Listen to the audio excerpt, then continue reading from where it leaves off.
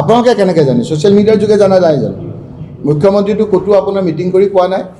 Social মিডিয়াত মুখ্যমন্ত্ৰী যিটো পোষ্ট কৰিছে তাৰ তলৰ সাধাৰণ মানুহৰ কমেণ্টবিলাক চাওক না। ৯৯% হিন্দু মানুহে হিমন্ত বিশ্ব শৰ্মাৰ বিৰুদ্ধে হিয়া উজৰাই গালি পাৰিছে। ৯৯% মানুহে গৌৰৱ গগৈক প্ৰশংসা কৰিছে। মিয়াৰ ভোট নালাগে বুলি কোৱা মিয়া মুছলমান কেইটামানে অৱশ্যে হিমন্ত বিশ্ব শৰ্মাক এই ক্ষেত্ৰত পজিটিভলি কোৱা কথাটো মোৰ দৃষ্টিগোচৰ হৈছে। গোটেই কথাটো আপোনালোকে দেখিছে। যিদিনাৰ পৰাই তৰুণ গগৈৰ পুত্ৰ বুলি কৈ আপুনি এতিয়া গৌৰৱ গগৈ কৈছে, গৌৰৱ গগৈ এতিয়া কেৱল তৰুণ গগৈৰ পুত্ৰ হৈ থকা নাই, অসমৰ এজন গৌৰৱ হিচাপে প্ৰতিপন্ন হৈছে সাংসদত।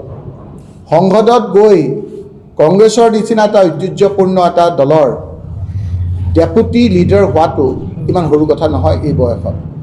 গোটেই ভাৰতবৰ্ষৰ লোকে গৌৰৱ গগৈ ডাঙৰীয়াক আজি প্ৰশংসাত পঞ্চমুখ, সি বিৰোধী হওক বা ৰুলিং হওক। যিধৰণে প্ৰত্যেকটো ক্ষেত্ৰত উপস্থাপন কৰিছে সেই কথাখিনিৰ পৰিপ্ৰেক্ষিতত গোটেই জোৰ লগাই প্ৰশাসন লগাই গৌৰৱ গগৈ ডাঙৰীয়াক যোৰহাটত যেতিয়া হৰুৱাব নোৱাৰিলে তেতিয়াই এই ধৰণৰ কথা বতৰাৰে তেওঁক ব্যতিগ্ৰস্ত কৰাত লাগিছে। আৰু যেতিয়া ক্ষমতাত থাকে বহু কথা পায়, হিমন্ত বিশ্ব শৰ্মাৰ ৰাইজৰ আস্থা হেৰুৱাইছে, কেৱল সময়ৰ বাবে অপেক্ষা কৰি আছে।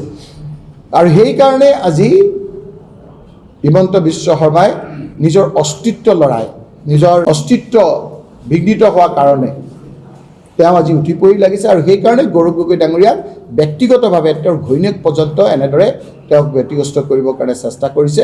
কিন্তু আমি কংগ্ৰেছ দলৰ সদস্যা সকলোবিলাক গৌৰৱ গগৈৰ লগত আছোঁ।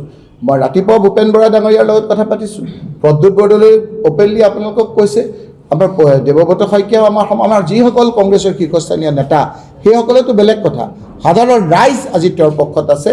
কাৰণ গৌৰৱ গগৈ ডাঙৰীয়া ইমান সস্তীয়া কথা তেওঁ নকয়। এটা আপোনালোকে চাব, লোকসভাত সজোৰে ইংৰাজী কওক, হিন্দী কওক, যিদৰে সুন্দৰকৈ কথাবিলাক ব্যাখ্যা কৰে, তেওঁ এতিয়া ভাৰতবৰ্ষৰ এজন বলিষ্ঠ নেতা হিচাপে পৰিগণিত হৈছে।